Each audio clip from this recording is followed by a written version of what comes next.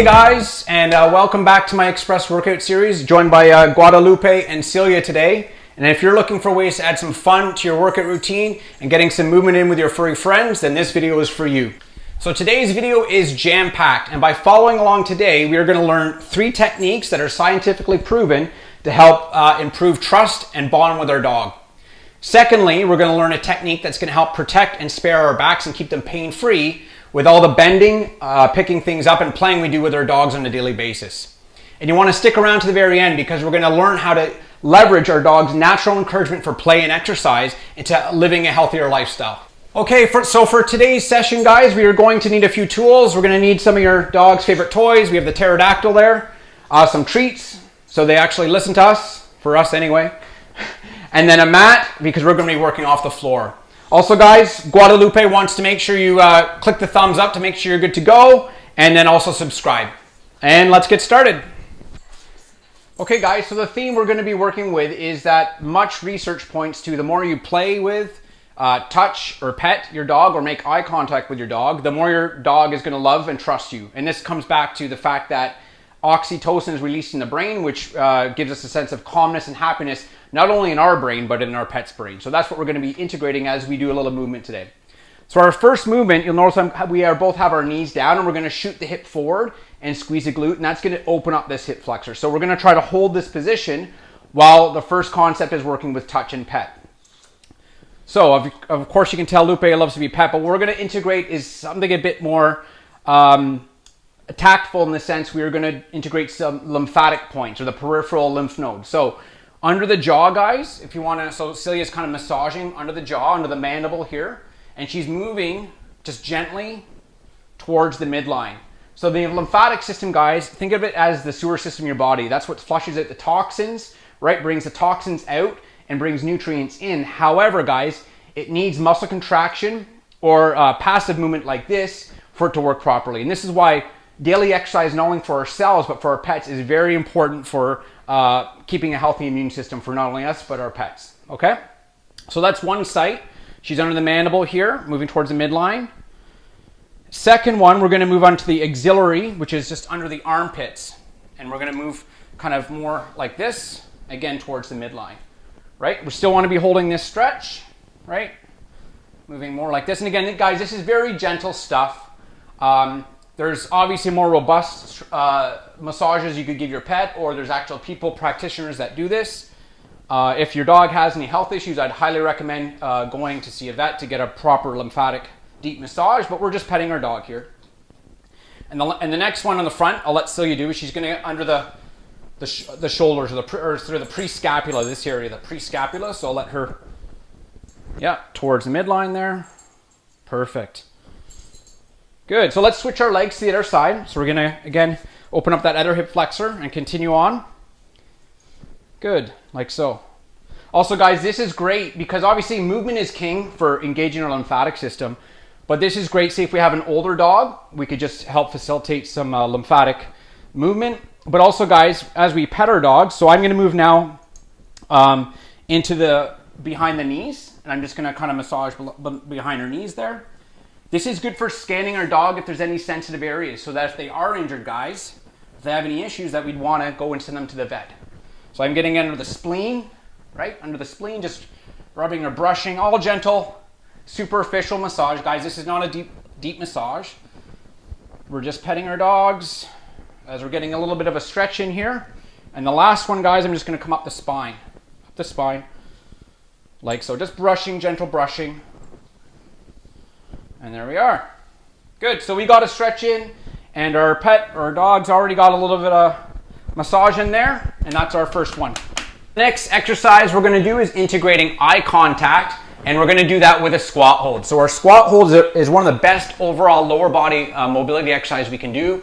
And we wanna set up with our feet just about hip width, toes straight ahead. And we're just gonna sit down and sink in our hips in between our knees and just hang out in a squat position. Okay, so in this position, Celia's just going to hang out, right? She's going to a little gaze into the dog there, little pet there. So it's kind of, we're getting some great movement in, and obviously our pet's getting some good attention in there. Good. So again, guys, this is one of the best overall exercises we can do for lower body. If you want to find out more information on this, click up on the tag above. I do a whole full video on this, but the idea is, think of this squat position as 10,000 steps a day, just like with walking. We should be accumulating 10 minutes in this position. So again, even a couple minutes at a time is going to be great for joint health, for ankles, knees, hips, even lower back. So again, can't say enough about holding this position. So again, we're getting some good accumulation of movement in today, and while we're giving a little pet for Lupe as well too, and eye contact. Perfect. Okay, and coming up, there we go. Okay guys, so the next theme we're going to work in with integrating our own movement in is tricks or playing with your dog. So for us, we're just going to make Lupe just sit there. That's our trick. And we're going to get some body weight squats in. So it's the same position we had in our squat hold. We're making it a little bit more dynamic. Again, getting a little bit more blood flow in there, which again is moving that lymphatic system around, lymphatic fluid around. So we're going to hands up like this, okay? And we're going to come down into a squat and coming up. We're going to shoot for about 12, knees out, 2. And if you come down, you go a little pet at the bottom, 3. That's it. 4, knees out. 5, again, just whatever depth is good for you guys. Ideally, a good squat, guys, we get parallel to the ground with our quads, and we have a neutral spine, okay? Coming up for a few more, and we finish with squeezing the glutes to the top. Good. 3, good job, Lupe. 2, knees out, and there we are. There we go. Good job. Okay guys, now that we've got a little bit of movement in, we're on to our technique skill, which remember we talked about how we want to learn how to hinge our hips properly to protect our backs, which is important for dog owners. As we are always constantly bending down, petting and playing with our dogs, this is an important skill. So what I like to start off with, guys, is what I call short stop position, and Celia's going to get into that position. So starting with from the ground up, we should have center of pressure in the middle of the foot, okay? Toes are pointed straight ahead, and your feet are just under the hips. They're not out too wide. As we move up, her hands are resting on her knees and her shoulders are stacked over top of her knees. And you'll notice that her hips have been shot back, and we have a neutral spine, right? Her spine is aligned, right? So from this short stop position, we're simply just going to stand up and squeeze the glutes. Okay, so let's stand up and squeeze the glutes, right? And then we're just going to slide our hands down our quads to find that same position again. So our hips are sliding back. So the key, guys, and as we come up one more time, is it's not a knee bend, right?